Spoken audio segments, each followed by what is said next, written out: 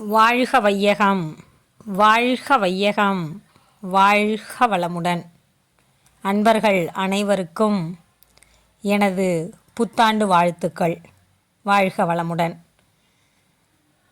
தொடர்ந்து ஓராண்டு காலமாக நாம் வேதாத்ரி மகரிஷியின் நாளொரு நற்சிந்தனை என்ற தலைப்பில் சில பல கருத்துக்களை சிந்தனைக்கு எடுத்துக்கொண்டோம். அந்த வரிசையில் புத்தர் வசனங்களை பார்க்கலாம்.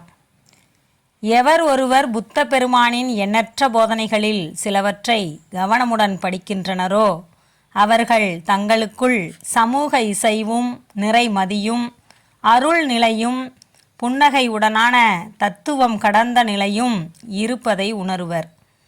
ஒரு முழுமையான அசைக்க முடியாத உறுதியும் ஆனால் நிலையான அருட்குணமும் எல்லையற்ற பொறுமையுடையவர்களாகவும் இருப்பர்.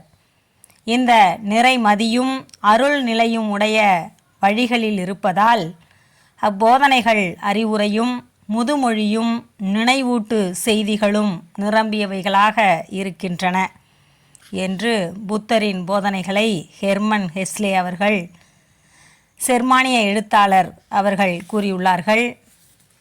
புத்தர் உலகில் முதலாக சமுதாய சமத்துவம் போதித்த பெருந்தகை என உலக அறிஞர் பெருமக்கள் பலராலும் போற்றி கொண்டாடப்படுபவர்.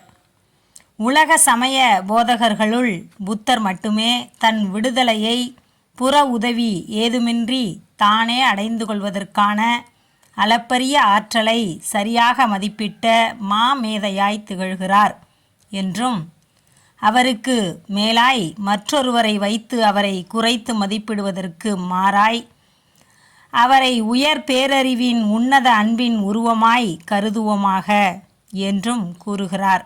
மேலை நாட்டு அறிஞரான பேராசிரியர் டிலைட் காட்டர்ட். வாழ்க வளமுடன்.